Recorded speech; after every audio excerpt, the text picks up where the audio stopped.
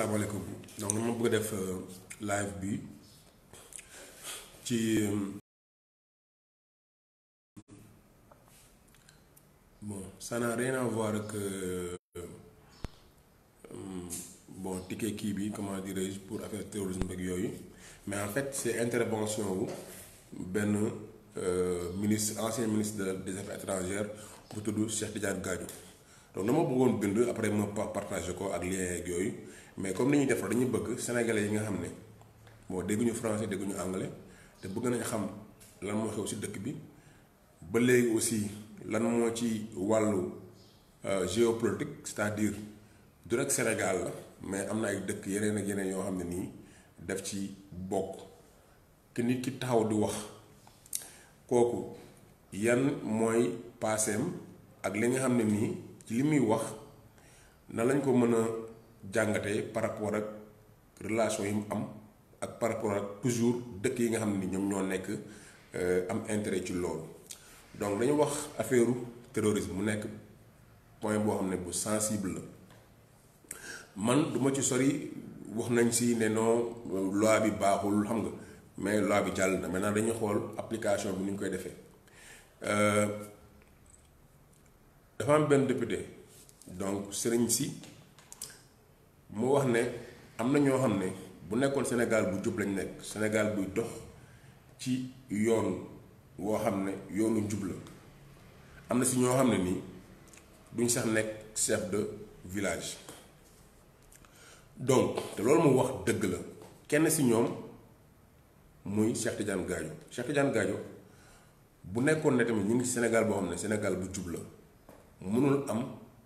poste waxuma la portefeuille boo xam ne portefeuille public la wala muy am comme ni amoon ci Mali wala ay Tchad ak yooyu moom mu ñuy représenté nekk koo xam ne dafay taxawal Sénégal ñu koy fay ñu suñu impôt. Épisode bi may wax épisode la woon bu ñëpp peut-être yëgoon am na ñoo xam yëguñu ko woon mooy Cheikh Tidiane Gadio am na ay jamono en 2018 ñu jàppoon ko États-Unis pour enquête mu am procès bi mu amee procès après bi procès bi jeexee dañu ñëw ne bon def nañu reportage RTS sax na ak yeneen télévision ñu ne Cheikh Tidiane Gadio dañ ko blanchir mooy dañ ko weexal liñ ko doon toppee def ci dara laalu ci alors que loolu du dëgg te li may wax nii mën na am ñu jàpp ko lu garaaw la mais waxuma lenn loo xam ne nii nekkul ci internet ci YouTube ci site boo xam ne mooy site États-Unis nga xam ne nii procès bu mën di am dañ ciy bind ñoom rapport procès bi nit ki li mu ko wax ci gémmiñam ak li ñu ko posé question ak li mu tontu ak ñoom documents yi ñu am. Donc ku bëgg a xam li may wax li waxuma sax lépp parce que nu ma wax lépp ci laaj parce que du ma bëgg laaj bu gudd mais da ngay bind rek Gadio mooy GADIO après bu la neexee nga bind ministre MINISTER après nga bind trial mooy procès TRIAL nga bind ko ci YouTube wala nga bind ko ci Google di nga gis ay documents yoo xam ni boo fa duggee bu nekkee ne anglais la plupart anglais bu nekkee anglais la mën nga copier anglais bi nga dem ci Google nga bind anglais français boo tapé dina la gënal ñaari baat yoo xam ne boo copier anglais bi fii def traduire dina la indil français bi comme ça nga mën a lire du nekk loo xam ne nii lu jub la mais di nga gis au moins si làkk bi nga mën a làkk français luñ ko lan lañ ciy wax. Donc ñu dem si pour indi rek contexte bi Gadio dañ ko jàpp si kenn ku ñu wax Ho chinois la moom li ñuy wax Chinese Energy Funds Community donc benn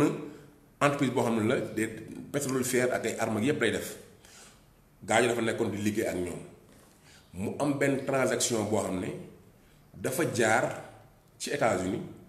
Guinée équatoriale yooyu donc loolu moo tax États-Unis ñoom ñu amoon droit daal koy jàpp pour xam xaalis boobu fan la jógee parce que dugg na seen économie donc mi ngi nii tax return with his wife, the head of the UN in Equatorial Guinea, was found to be false. Donc dafa amoon ay taxes yoo xam ne nii bon jóge na Guinée équatoriale mais c'était faux, c'était des fausses déclarations. Donc ci loolu sax lañ ko téye léegi mu am procès bi def na ay fan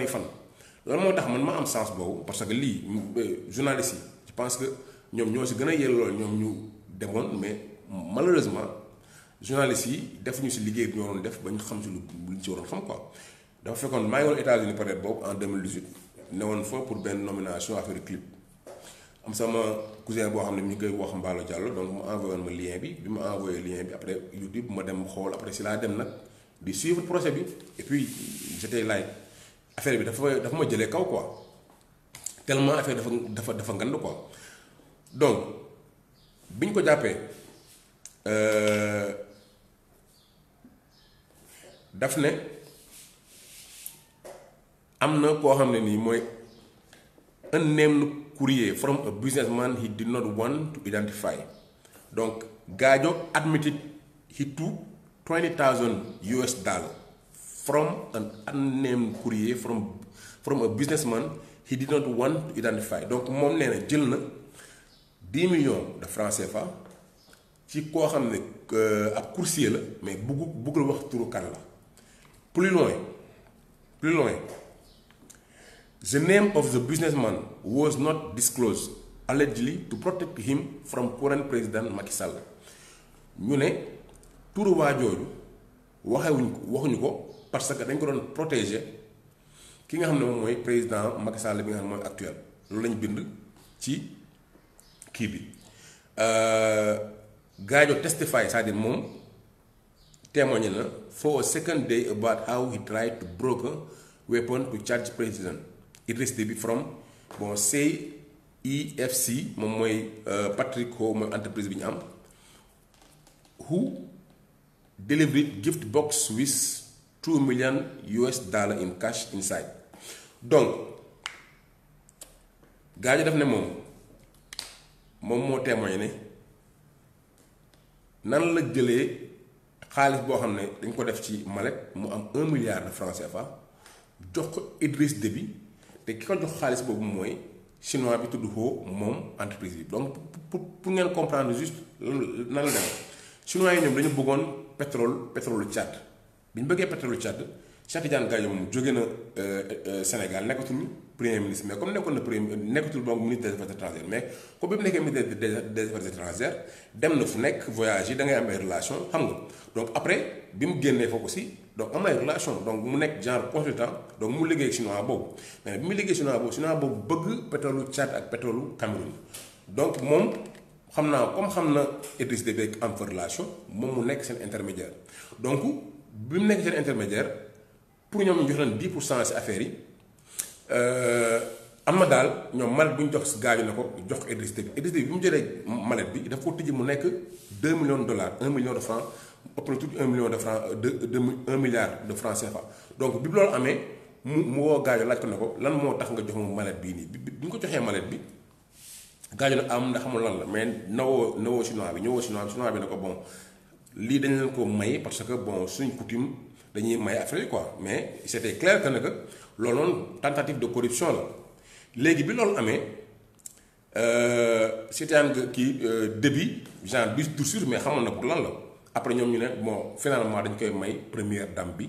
pour fondation yooyu aussi mën na indi xel ci fondation première dame bi nan la ñuy demee quoi c'est-à-dire bi mu demee ma kii mais nee na boo xaalis bi naa ko may première dame Tchad muy 1 milliard pour sa fondation. Donc xaalis boobu Cheikh Tidiane Gadio dafa envoyé mail après Ho di ko laaj pour mu fay ko si mail boobu xam nga gars yi moom comme lay wax rek xam nga def nañ fii centre data center bu nekk Diamniadio data center boobu Chine lañ ko jox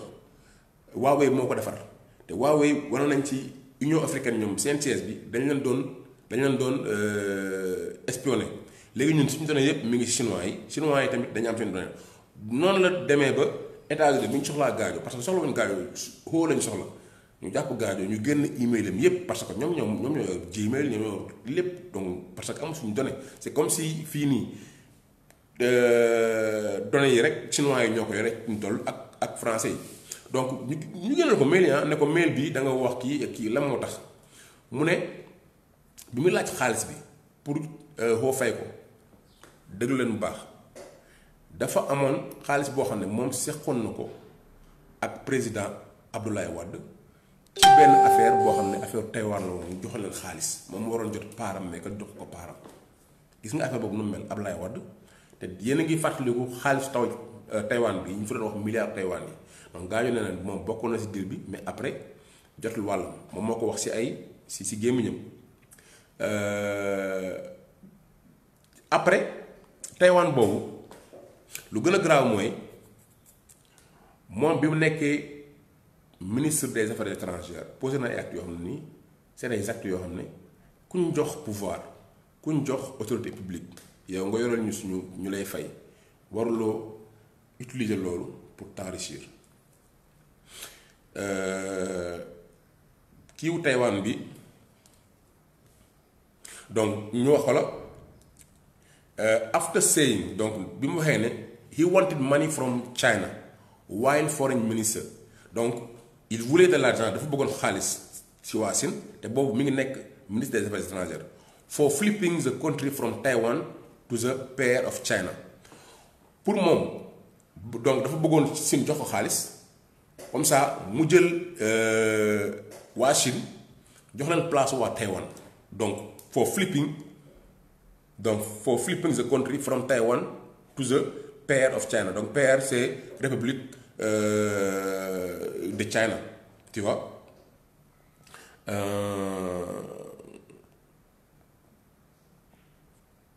donc gis ngeen affaire Taïwan bi fi mu nekk noonu nga nekk ministre des affaires étrangères ñu jox la pouvoir yépp yow pays contre pays yow en tant que ministre individuel nga waxal ko sa bopp da nga bëggoon a def ba indi Chine génn Taïwan ñu fay la xaalis nga récupérer ko moom moo ko wax ñu bind ko du man lu ma inventé mi ngi YouTube mi ngi site yoo xam ne nii surtout procès boobu la bi amoon novembre 2018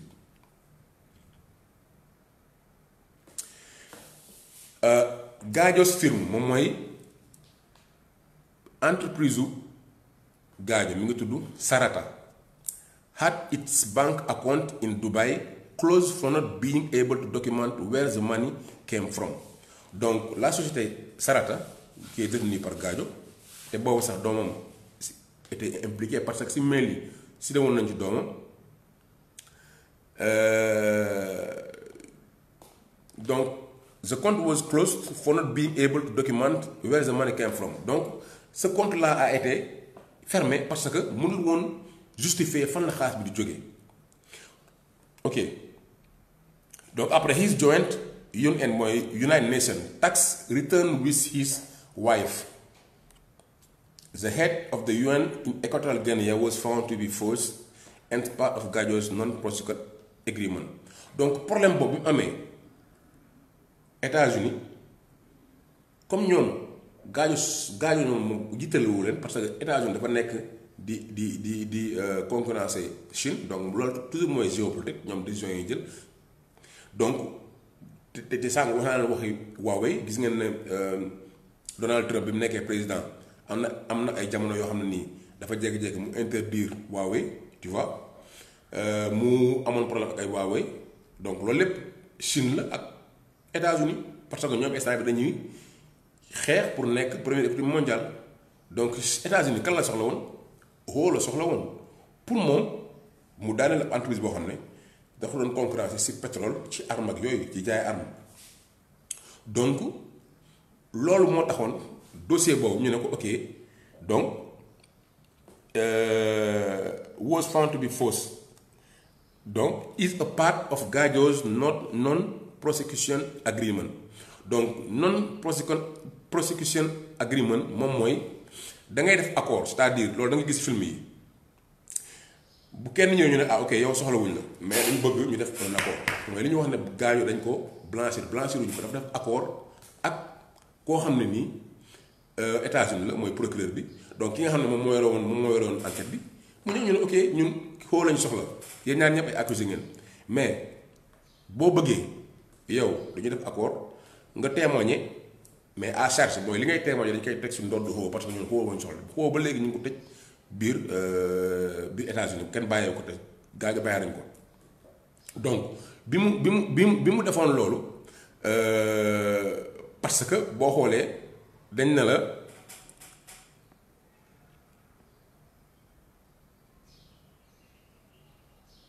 donc moom charge yëpp dañ ko drop ndax dafa collaborer donc bi mu collaborer contre Ho c'est-à-dire li muy wax ñu teg ko ci ndodd Ho donc bi mu defee loolu ñu ne fii dañ ko blanchir ma xam ne loolu amul kenn blanchir ko donc he worked to drop Taiwan and recognize the pair of China donc ki nga xam ne moo yoroon enquête bi ñu ngi koy wax Edward King.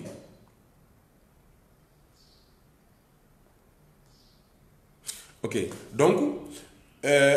accord boobu moom mooy léegi nekkatul boo accusé mais day nekk témoin mais ñu si wax Antonio Guterres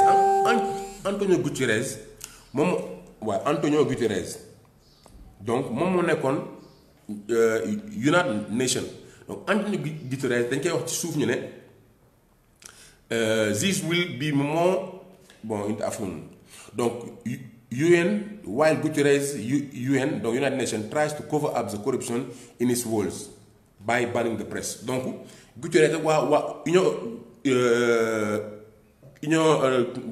kii nu mu tuddati yoon xam nga Nations Unies donc ñoom dañ bëggoon procès bi sax gars yi buñ ko ñu rendre ko privé nga xam ne nii journaliste yi duñ dugg comme ça li fa am ñu wax lépp ci ay secret kenn du ko xam pour ñoom ñu mën a continuer ñoom seen collaboration avec des politiciens yoo xam ne nii qui ont été pris la main dans le sac avec des charges très graves de corruption ci affaire pétrole ci affaire arme ci affaire Boko Haram loolu lépp ñu fex ko nëbb parce que Antonio Guterres xam na ko après ñëw fii communiqué comme quoi ne gars yi dañu ko bàyyi parce que gars yi amul benn charge bu ñu ko toppee c'est pas vrai gars yi dañu ko doon topp il était coupable mais il a collaboré moom wax na loo xam ne moom def na ko mooy collaboration bi nga xam ne moom la def ak ko ak li nga xam ne nii moom à charge bi mënoon nañu ko jàpp mais kenn topp ko parce que dafa nangu mu collaborer ak waa États-Unis te loolu noonu après man daa dugal ci benn ci kii bi ci description bi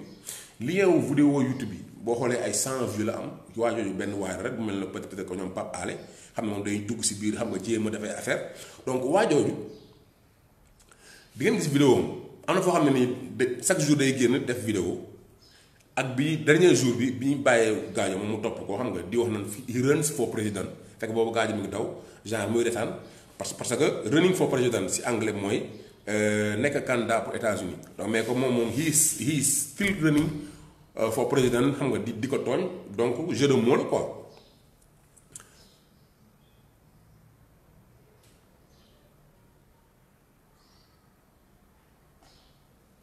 donc léegi gaajo moom mooy taxaw ne bon li ma waxul mooy fi ñu tuddee gaajo ak Boko Haram mooy gaajo cited Boko Haram and Ho in a text message said CFC offer for CNPC a 10% was 200,000 million US dollar and some arms donc gaajo dañoo jël ab koo xam ne nii dañoo jot SMS am moom bu nga xam ne dafay bind Ho cited Ho and Boko Haram te texte boobu